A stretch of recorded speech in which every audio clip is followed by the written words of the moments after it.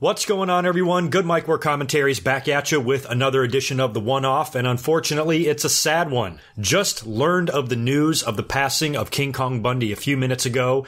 It is a Monday night, and I just got done finishing my Monday Night Raw live stream, as I do every Monday, and the news came across Twitter, and apparently it was pretty sudden. King Kong Bundy sent out a tweet 3 hours ago promoting his appearance at WrestleCon.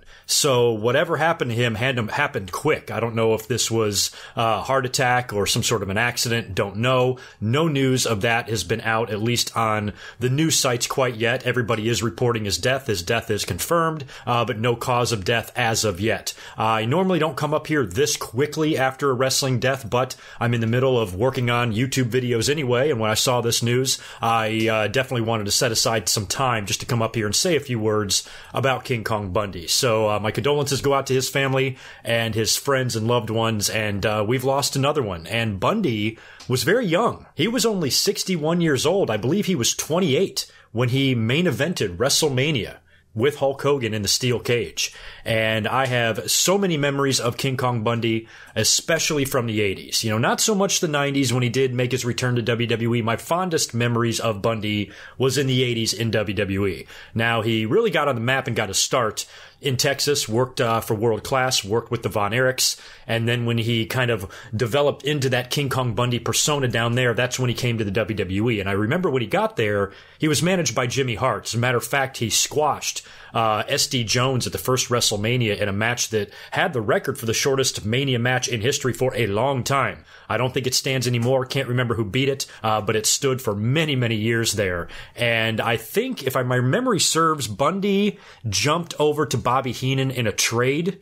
I'm pretty sure he was traded for Adrian Adonis, and they did a manager swap. I remember something like that. In the end, whatever happened there, Bundy wound up with Heenan, which just turned out to be 10 times better for him because he was a big part of the Heenan family, along with Big John Studd and Paul Orndorff and others. And he feuded primarily with Andre and Hogan, along with Big John Studd. So those are my first memories of kind of WWF's version of King Kong Bundy, those early days when he was feuding with Hogan, feuding with Andre, and tag teaming with Big John Studd.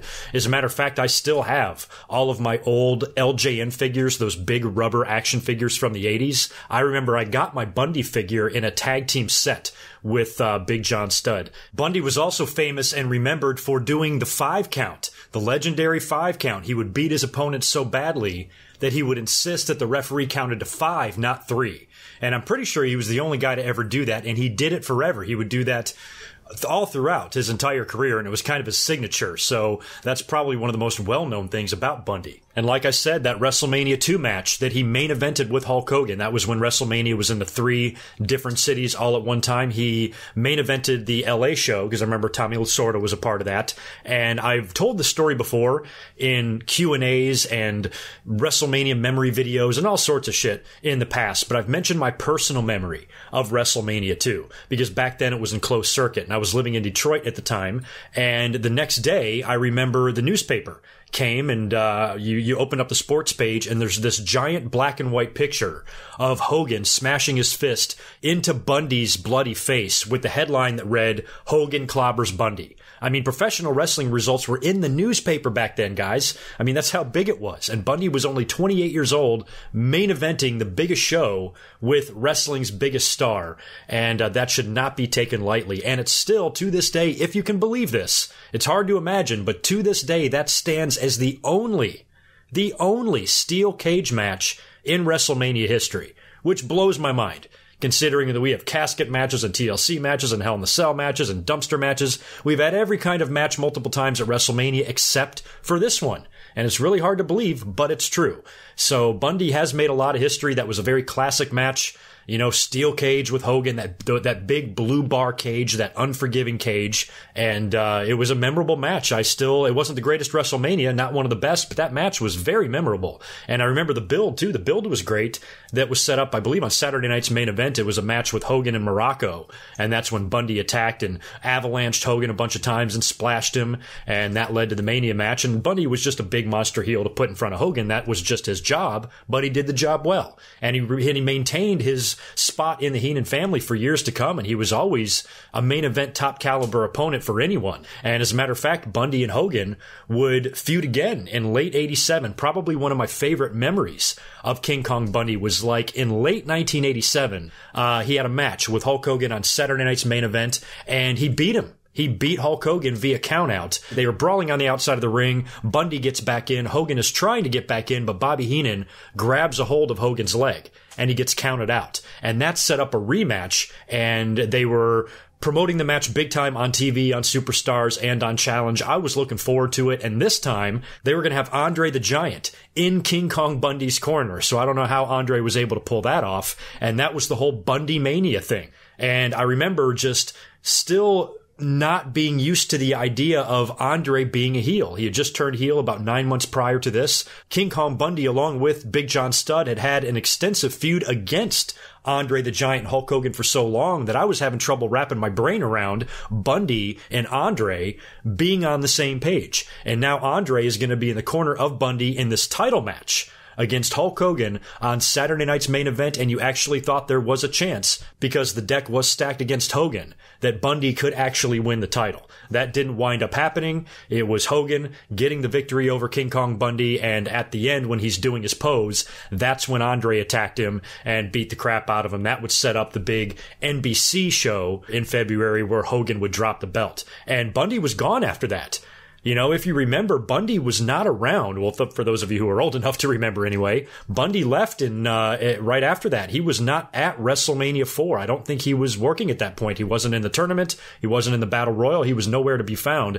So Bundy skipped town right after that Saturday night's main event match with Hogan, but it's probably one of my favorite King Kong Bundy memories. I also remember when Paul Orndorff turned heel on Hulk Hogan. That was a tag match with Orndorff and Hogan against Bundy and Studd. That's probably one of the most memorable heel turns of that era, of the 1980s WWE era, when Orndorff turned on Hogan and nailed him with the pile driver. Orndorff would turn back into a babyface and have a match on Saturday night's main event against King Kong Bundy, the very same show that the Mega Powers hooked up on. There was a one-on-one with Bundy and Orndorff, and Andre helped Bundy win that match. So I just have a ton of random memories from the 1980s of King Kong Bundy. He was a very memorable figure, and it was a shame that he left so early like that in 1988, but he would return. He came back in 1994. I'll never forget it. Back then in the WWE magazines, and I remember hearing about Bundy's return way before he was coming back in the Vic Venom column in the WWE magazine, which we now know Vic Venom was Vince Russo writing these things, and he was supposed to be some wrestling insider, and they were teasing that Bundy was coming back. And then right after that on TV, sure enough, you start seeing vignettes for Bundy returning to the company, and word on the street was, during that time, I think I was calling a couple of hotlines. There was a couple of my friends that I would talk about wrestling with, and we were speculating about Bundy actually beating Bret Hart for the WWE title. I was scared shitless that that was what was going to happen, because WCW started scooping up all the 80s guys. They had Hogan, they had Savage and Boss Man and guys like that. So I think Vince grabbed Bundy, and he was such a big star in the 1980s, and he was a guy that did main event WrestleMania against Hulk Hogan. I thought Vince was going to want him to be his new monster heel, and he would actually put the belt on King Kong Bundy. I really thought that was going to happen. I thought he was going to have a run like Yokozuna did. And luckily, they never went down that road. Bundy did not have near as good of a run in 94 than he did in the 1980s. He was winning a few matches, but anytime he was in there with a big opponent like Shawn Michaels or The Undertaker, he would lose. And of course, he worked with Undertaker in 1995 at WrestleMania 11. So even at that time, Bundy was still viewed as a big heel to put in front of a big monster over babyface.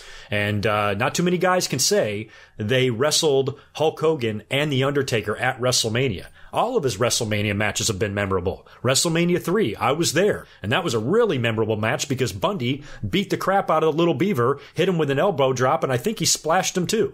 So every WrestleMania match Bundy has had has been pretty memorable. So even though he didn't spend a whole lot of time in WWE, and he didn't win a whole lot of titles, and he didn't win any in WWE, he's still a very memorable figure. I think a lot of people, even casual wrestling fans who maybe only eyeballed the business at best and remember things from the 80s, will probably see King Kong Bundy and remember him. he's kind of a hard guy to forget. He was even on Married with Children because his last name is Bundy. So Bundy definitely made his mark on the business. Everybody remembers him, and everybody, I'm sure, has a funny story about him. And he was a pretty, he was kind of a combination of hilarious and bitter. I've seen a few shoot interviews with him, and sometimes he comes off as very intelligent, very insightful, and he's very funny at times. He had me cracking up a few times, but you can also, you can kind of feel the bitterness in him. He doesn't have kind things to say about everybody. He definitely has some opinions, but hey, there's been a lot worse than him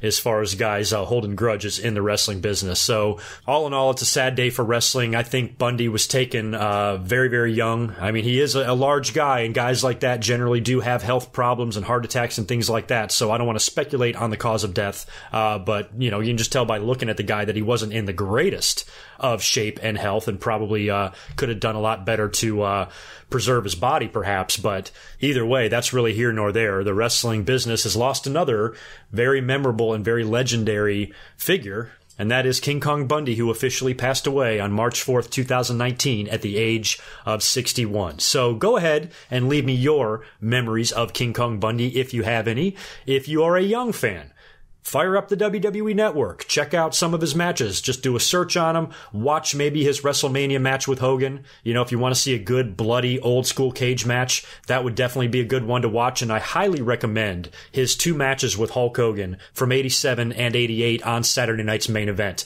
Look up those 2 matches as well. Watch them. You'll definitely like them. And then if you want to check out some of his $1 Million Corporation days, you can pull some of that stuff up too if you would like. But I gotta warn you, it was the mid-90s and things were bad. Thanks for listening to these thoughts on King Kong Bundy. Hopefully one day we can get Bundy remembered in the WWE Hall of Fame like so many others. It's a shame they can't go in there when they're alive, but I definitely think Bundy is Hall of Fame caliber and would like to see him get there one day. Y'all be good. Take care of yourselves. I'll talk to you real soon. Till next time. Peace.